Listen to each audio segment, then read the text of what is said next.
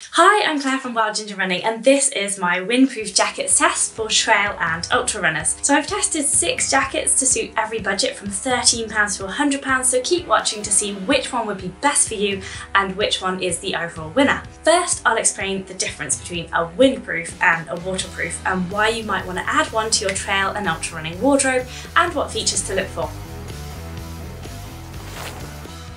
It's important to know the difference between windproof and waterproof jackets, as you will see a waterproof jacket with taped seams on many mandatory race kit lists. So windproof jackets provide protection from wind, obviously, and also light showers, but they are not fully waterproof. And this is because the fabric is not waterproof and the seams are not taped. When you sew a jacket together, however waterproof the fabric is, sewing leaves holes so rain can leak through. So every waterproof jacket will have taped seams, while windproof jackets do not. Why wouldn't you just buy a lightweight waterproof jacket and leave it at that? Well, the advantage of a windproof jacket is that it's a lot more breathable than a waterproof one. It's also lighter and packs down smaller, and by protecting you just from the wind, it's actually incredible the warmth it provides for such a lightweight and a small pack size. So for this reason, I often run in a combination of a t-shirt and a windproof jacket rather than take a bulkier fleece or soft shell layer or a long sleeve top that lets the wind through. If it starts to rain, simply pop your waterproof over the top. There's no need to swap the jackets over, just treat your windproof as an air trapping insulating mid-layer. So first up in the test we have the Salomon Agile Wind Print hoodie for £70, and from the looks of things online it seems like last season's jacket because I've seen it as low as £40 in some clearance sections, so this might be a good chance for a bargain. The Elevate Aero FZ hoodie is its current incarnation and has similar but upgraded features for £90. So the weight of this jacket is a tiny bit on the heavier side at 135 grams, but the fit is still quite slim, especially around the arms and the hips. There are no elastic adjusters at the hood or the hem, so the fit is best for women with slimmer bums, and although the hood features a nice smooth peak, it still gapes a little around the jawbone area. The pattern is nice if you're looking for something to jazz up your life a little, and there are 2 pockets at the stomach area rather than the single chest pocket preferred by the lighter weight jackets. This jacket can pack down into either of those pockets for carrying easily, but it's not designed to be zipped up, so don't try that because it's really difficult to unzip from the other side. Unlike all the other jackets here, there are vents at the collarbone and upper back, but these become redundant the moment you add a running pack, and depending on where the stitching sits with your pack, they might even become a bit of a niggle on longer runs. The elastic wrists are a good size with only a small gap for drafts, and Salomon don't currently list any of their eco credentials on their windproof jacket website specs, but there is a section on their site detailing their commitment as a company, including their 5-year mission to increase recycling by 70%, reveal environmental credentials of each product to consumers, and have all their top-level materials comply with restricted substance lists and reduce carbon emissions by 30%. So who is this jacket for? Overall, this is a good jacket for slimmer women looking for a well-ventilated, jazzy jacket to wear on shorter runs without a running pack, from a company that seems to be going in the right direction from an environmental standpoint.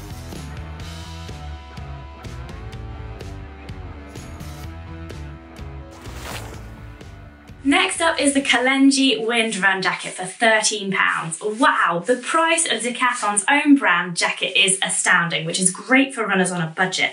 This jacket is reasonably light, but definitely not the lightest, 127 grams. Fits well, but the fabric is more plastic feeling and not quite as breathable as the Black Diamond and Innovate jackets that I'll come to later in the test. The main full zip pull is shorter, so it's not as easy to use with gloves. The hood is elasticated the whole way around with no smooth peak section and no elastic adjusters, so there is some gaping around the ears. The wrists are very slightly gapy, but only a small amount of wind gets in here. There's also a vertical mesh vented slit at the back of the jacket, which is only useful if you aren't wearing a running pack. With a running pack on, depending on the fit of yours, the seam at the top of the vent could even rub if it sits in the wrong place for you. The pocket is at the right hand side. It fits a smartphone, but anything heavy like that near the base of a jacket tends to jump up and down while you run.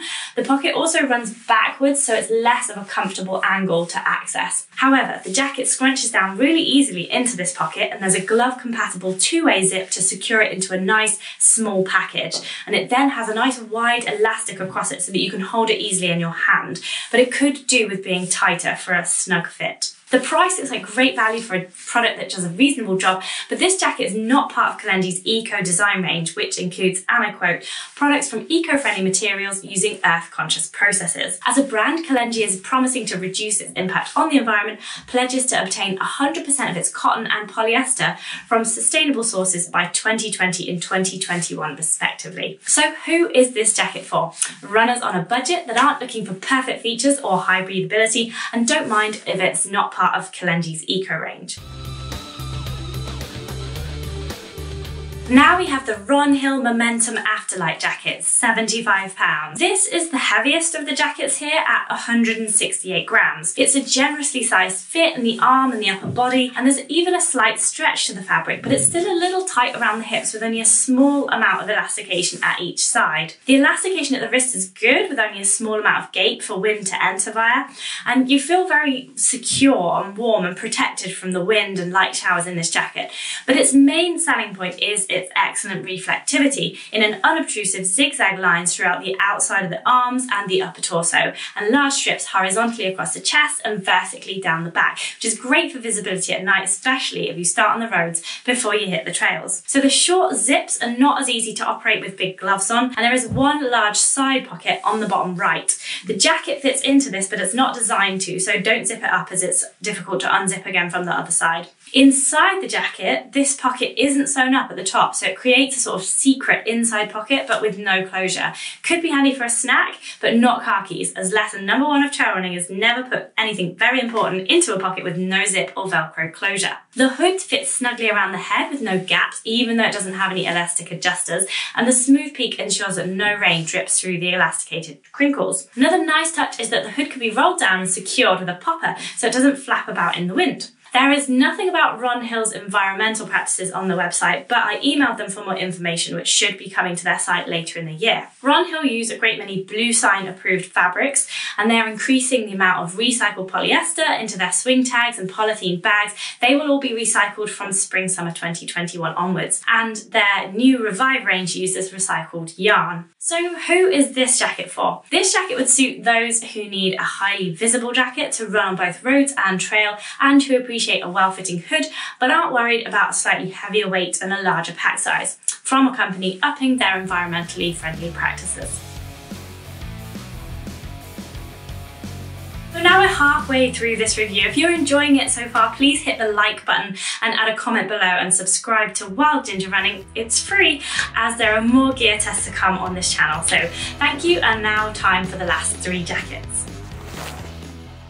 This is the Berghaus Guerre Smock for £70. So it's nice and bright and has a cool retro look. The fabric feels robust, but it's a little on the heavy side at 157 grams, and the pack size is the largest here when stowed away in the large kangaroo pocket up front. This pocket is really easy to access, especially when wearing a running pack, but if you put something heavy in it, like a phone, it bounces around annoyingly on your stomach, and if you squash too many pairs of gloves or sandwiches inside there, it does make you look pregnant. For the retro look, the fit is intentionally oversized, so it can be a bit billowy in high winds, and in this bright yellow I do feel a little bit like SpongeBob SquarePants or Big Bird in it, but it allows you great freedom of movement while running, and the fabric feels really good against bare skin as it's matte rather than smooth. The length of this jacket is a little bit longer than the others, and there's an elastic adjuster all the way around the hem.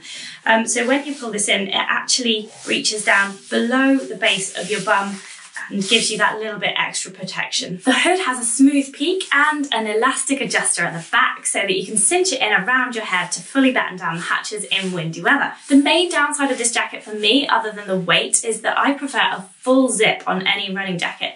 This means you can take it off easily while wearing a running pack and stow it away without stopping. With a smock design, it's far harder to do this, so it doesn't give you as much control over your temperature than a full zip jacket. A major plus for this jacket is its excellent eco credentials. It's Blue Sign approved and part of Berghaus's Made Kind collection, which includes product sustainability, ethical trading, and environmentally friendly operations. So who is this jacket for? This jacket would be best for eco-minded runners who like a bold retro look, a smock design, and a kangaroo pocket, and they don't mind about a small amount of extra weight and bulk. This is the Black Diamond Distance Wind Shell. So it's the most expensive jacket in the test here at £100. And for that you get a well-fitting, super light jacket in ripstop nylon weighing just 90 grams with almost all the right features for trail runners and rock climbers too. There are glove-compatible zip pulls, a small chest pocket that fits a smartphone, and single-handed adjustable elastic hem at the hips. There's a full-length zip with a comfort guard at the chin, and there's an adjustable and climbing helmet compatible hood with a smooth peak. The jacket also packs into its own pocket and zips up to create the smallest pack size in a hand-sized shape for easy carrying, or there's a loop to clip it onto your pack or climbing harness. The eco credentials are good. Black Diamond use environmentally friendly PVC-free DWR, which means a durable water repellent finish. They also say that this is very durable as this coating is hyperfused to the fabric fibres, so you never need to refresh the jacket with a spray or wash-in water resistance booster. So the only slight downside to this jacket is when you're not wearing a climbing helmet, there's still some gaping at the chin, even when the hood is pulled into the maximum, and the elastic around the wrist isn't very tight unless you're wearing thicker gloves, so the wind can get in at both places. So who is this jacket for? This jacket would most suit eco-conscious runners with a lot of pocket money, who mostly use a hat or a buff rather than a hood, or runners who want to climb and also use a helmet compatible hood.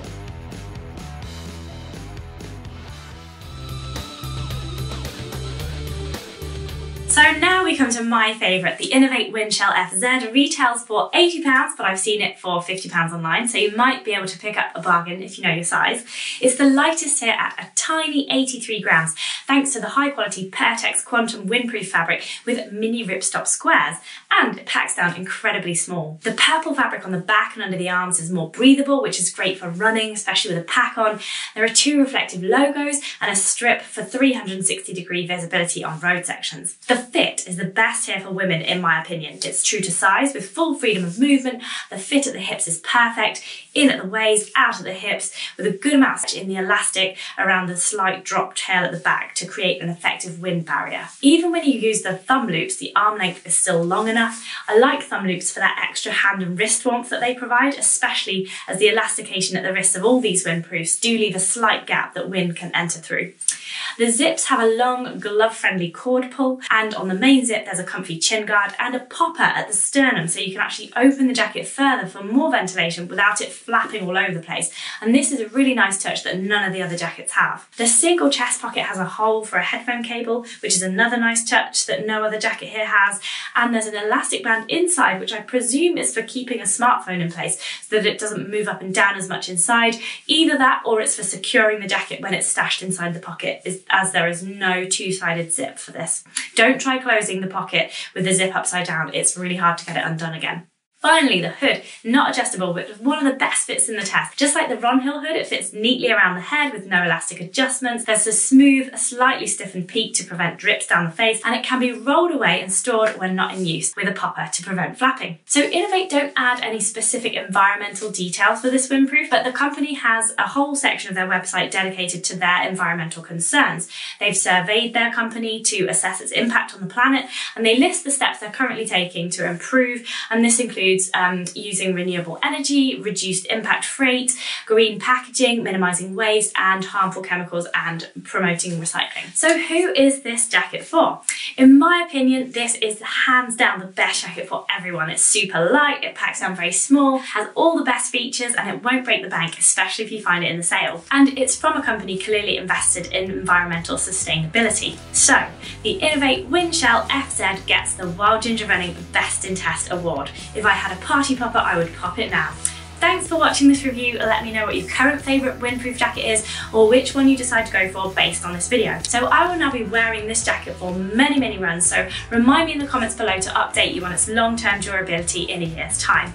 So please like and subscribe and click the notifications bell so you know when I'm producing my next film, and consider supporting me on Patreon if you appreciate my review and want more perks and prizes from Wild Ginger Running. So that's all from me. Have fun, enjoy your run, and I'll see you on the trails.